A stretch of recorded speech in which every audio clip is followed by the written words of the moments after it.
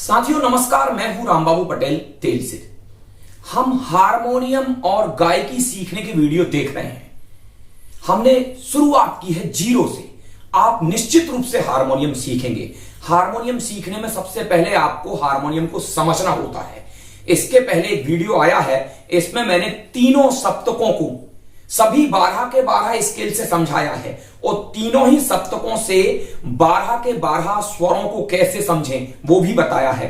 आप इस वीडियो को देख लें क्योंकि ये पहला वीडियो है, शुरुआती वीडियो है, आप इसको जरूर देख लें। तो साथियों आज का वीडियो हम शुरू करते हैं। 12 स्वर आप जान चुके हैं। इन 12 स्वरों से थाट कैसे बनते हैं? एक सप्तक में 12 स्वर होते हैं। 3 सप्तक हमारे होते हैं, ये मध्य सप्तक, बीच का आगे जो रहेगा वो तार सप्तक, इसके पीछे जो रहेगा वो मंद्र सप्तक। मध्य सप्तक में आपकी आवाज साधारण रहेगी और तार सप्तक में आपकी आवाज ऊंची रहेगी और मंद्र सप्तक में आपकी आवाज नीची रहेगी। मैं बार बार आपसे कह रहा हूं, आप मेरे वीडियो लगातार देखिए, सभी कुछ आपको वीडियो से मिलेगा। थाट कैसे बनाते हैं, राग क्या है, अलंकार, पलटे, सारी छोटी से बड़ी जानकारी सभी आपको मिलने वाली है। तो मैं भी मंद्र सप्तक और मध्य सप्तक और तार सप्तक की बात कर रहा था। वीडियो आपने वो देखा जरूर होगा। इन 12 स्वरों से 10 थाट कैसे बनते हैं? एक सप्तक में 12 स्वर। इन 12 स्वरों को हम थाट में जब लेते हैं तो केवल 7 स्वर लेते हैं। वैसे स्वर हमारे 7 ही हैं। सा और पा तो हो गए अचल स्वर, 2 स्वर ये हो गए। अब रे, ग, मा, धा, नी, ये 5 स्वर।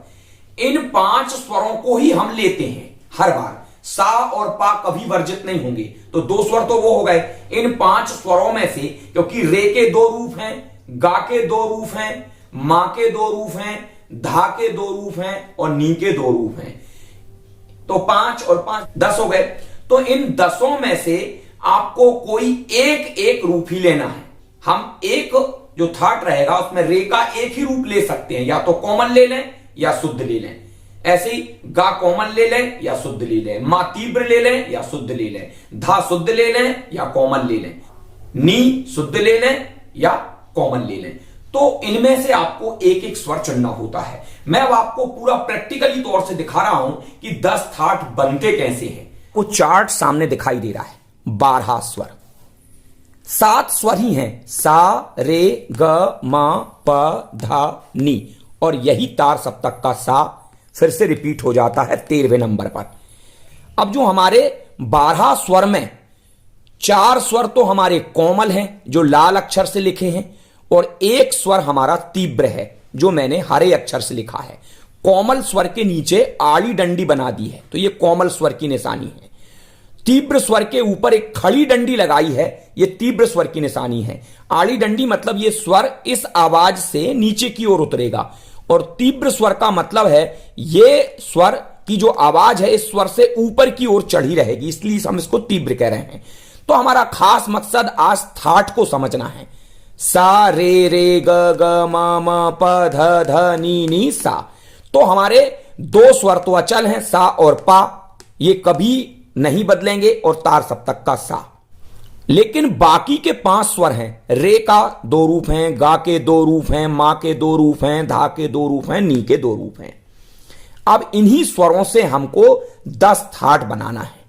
तो हमारा जो सबसे पहला थाट रहेगा बिलावल थाट, आप गिनती से भी समझ लें, 1 2 3 4 5 6 7 8 9 10 11 12, और पुनः यही स्वर रिपीट हो जाएगा। अब बिलावल थाट अगर हमको बनाना है तो स्वरों का जो क्रम रहेगा वो रहेगा 1 3 5 6 8 10 12, और पुनः यही स्वर रिपीट होगा तार सप्तक का सा। तो 7 स्वर ही रहेंगे एक थाट में। ये तार सप्तक का सा तो अपर स्वर रहेगा क्योंकि इससे पूरा थाट कंप्लीट होगा। तो सा पहले नंबर पर, तीसरे नंबर पर रे, 5वें नंबर पर शुद्ध गा, 6वें नंबर पर शुद्ध मा, 8वें नंबर पर पा, और 10वें नंबर पर धा, नी, और तार सप्तक का सा। ये बिलावल थाट में जिसमें हमने सभी स्वर शुद्ध लिए हैं। अब भैरवी थाट में थोड़ा सा परिवर्तन होगा। आप इसको इस तरीके से समझें, यहां से यहां तक इसका पूर्वांग समझें, यानी पहले वाला हिस्सा, और पा के बाद जो दूसरा हिस्सा है इसको उत्तरांग यानी दूसरे नंबर का हिस्सा, ये पूर्वांग यहां तक और यहां तक ये उत्तरांग। तो पूर्वांग में क्या परिवर्तन हो रहा है और उत्तरांग में क्या परिवर्तन हो रहा है हम बिलावल थाट से समझेंगे कि बिलावल थाट के पूर्वांग में क्या परिवर्तन हुआ और उत्तरांग में क्या परिवर्तन हुआ। अब भैरवी थाट पर हम आते हैं। तो इसका जो अच्छा एक बात और देखिए, 6 और 8 नंबर के स्वर शुद्ध मां और पा तो अचल स्वर है, ये 6 के 6 थाटों में वही के वही रहेंगे, 6 6 6 6 6 6 8 8 8 मापा मापा मापा मापा मापा मापा, इनमें कोई परिवर्तन नहीं आ रहा है। बस हमको केवल ये जो बीच में जो स्वर छूटे हैं इन पर ही बात करना है। सा।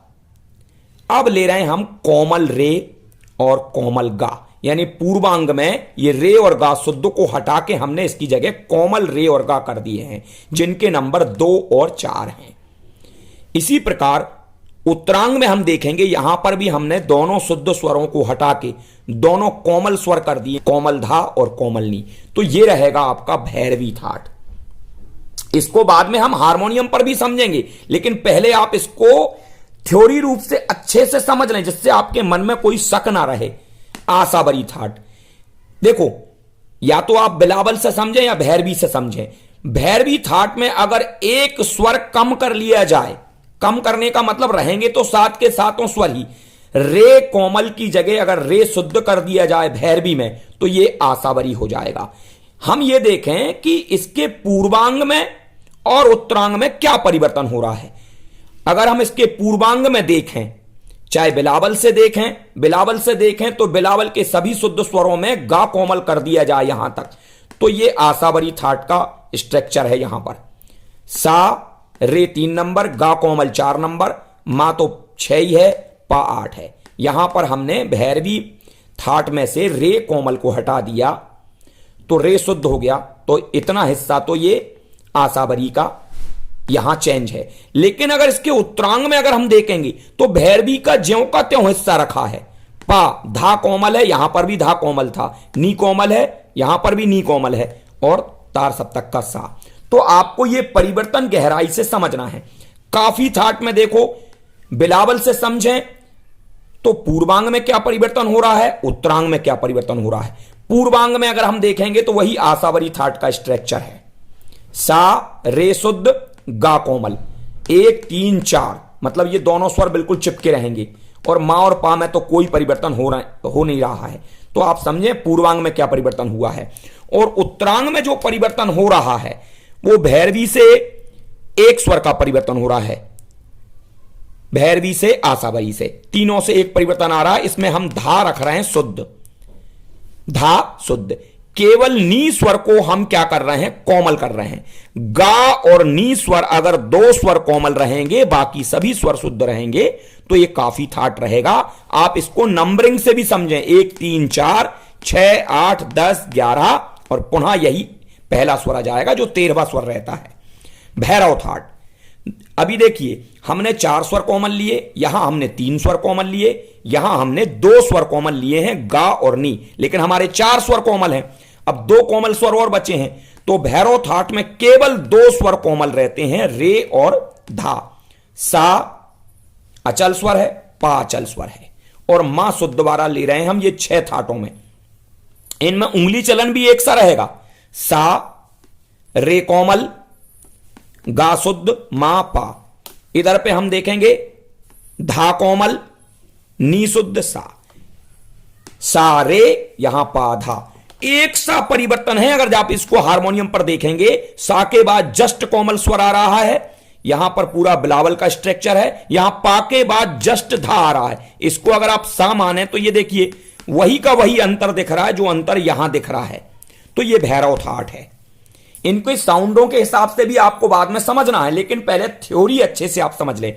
खमास थाट, खमास थाट पूरा बिलावल का बिलावल थाट है। हल्का सा परिवर्तन बिलावल थाट में होगा, सारे गा मा पा धा, और ये जो नी है ये अगर हम कोमल कर देते हैं एक स्वर तो ये खमास थाट हो जाएगा। तो ये हमारे 6 थाट हैं। तो 12 स्वरों से थाट कैसे बनते हैं इसको हम देख रहे हैं।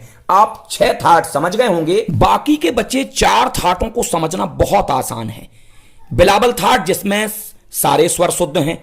बिलावल थाट में एक सूक्ष्म परिवर्तन अगर किया जाए, मां जो 6 नंबर पर है, जो शुद्ध मां है, इस शुद्ध मां को अगर तीव्र कर दिया जाए, क्योंकि स्वर तो हम एक थाट में 7 ही ले सकते हैं, ये तो अपर सा है, इसको आप 8वें स्वर को ना गिने, क्योंकि ये हम बजाते समय कॉम्बिनेशन बनाने के लिए इसको करते हैं।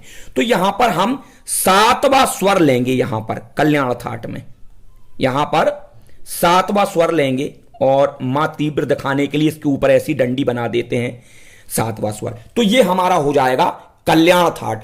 बाकी के जो चारों के चारों थाट हैं, कल्याण, मारवा, पूर्वी, तोड़ी, सब में ये मां स्वर तीव्र रहेगा। मतलब सा पा सा, ये तो 10 के 10 थाटों में कभी नहीं बदलेंगे, लेकिन 4 थाटों में मां तीव्र रहेगा और 6 थाटों में मां शुद्ध रहेगा। तो ये बात आप अच्छे से समझ लें। अब आपको मारवा थाट में होने वाले परिवर्तन को समझना है। मां तीव्र तो सभी चारों थाटों में रहेगा। देखिए, उत्तरांग में कोई परिवर्तन नहीं हुआ है, वही उत्तरांग बिलावल थाट का है, वही उत्तरांग कल्याण थाट का है। उत्तरांग माने पा से आगे का हिस्सा, और मारवा थाट का उत्तरांग भी वही है, पाधा नीसा। केवल पूर्वांग में परिवर्तन हुआ है कल्याण थाट में मां तीव्र का बिलावल से। मारवा थाट में थोड़ा सा परिवर्तन और बढ़ जाएगा। मारवा थाट में, कल्याण में अभी हम रे शुद्ध ले रहे थे, मारवा थाट में हम रे को कोमल लेंगे, मतलब यहां पर दूसरे नंबर का स्वर आपका आ जाएगा, दूसरा स्वर जो कि कोमल रे रहेगा। इसके नीचे हमने आड़ी डंडी बना दी है। आप पूर्वी थाट को ध्यान से देखिए। मारवा थाट का जो पूर्वांग है, यानी शुरुआती हिस्सा मां तक का है, यानी पा तक हम पूर्वांग मानते हैं, तो ये पूर्वांग का हिस्सा ज्यों का त्यों है। पूर्वी थाट में भी केवल परिवर्तन हो रहा है उत्तरांग में। उत्तरांग में परिवर्तन एक स्वर का हो रहा है। अभी हम जो धा शुद्ध ले रहे थे, अब हम धा को लेंगे कोमल। यहां जो कि धा कोमल नंबर कौन से नंबर का है? 9 नंबर का है, 9वें नंबर का है। यहां का जो स्वर है वो 9 नंबर का स्वर हम पूर्वी थाट में लेंगे। तो इस स्ट्रक्चर को आपको ध्यान से समझते रहना है। अब 10वें थाट तोड़ी थाट को आप ध्यान से समझिए। तोड़ी थाट में पूर्वी थाट का जो उत्तरांग है वही का वही उत्तरांग तोड़ी थाट का है। पूर्वी थाट में एक छोटा सा परिवर्तन कर दिया जाए। अभी हम सा, रे कोमल, गा शुद्ध, मा तीव्र, ये तो सभी में लग रहा है। केवल तोड़ी थाट में अगर गा कोमल और कर दिया जाए, पूर्वी थाट में एक स्वर और बढ़ जाएगा। यहां पर हम शुद्ध गा की जगह यहां पर कर देंगे कोमल गा, और जिसका नंबर है 4। अगर कोमल गा हमने कर दिया तो ये बन जाएगा हमारा तोड़ी थाट। तो इस प्रकार से आपके 10 थाट हो जाते हैं। आप इनको ध्यान से समझ लीजिए। तो साथियों, इस वीडियो पर एक लाइक जरूर कर दें, एक कमेंट कर दें, और मेरे हारमोनियम सीखने की पुरानी वाली जो प्लेलिस्ट है, अगर आप इसको देखना चाहते हैं तो ये प्लेलिस्ट दी गई है। आप इस प्लेलिस्ट के माध्यम से मेरे पुराने वीडियो देख सकते हैं। तो साथियों, फिर मिलेंगे किसी अगले वीडियो के साथ। तब तक के लिए नमस्कार। मैं रामबाबू पटेल।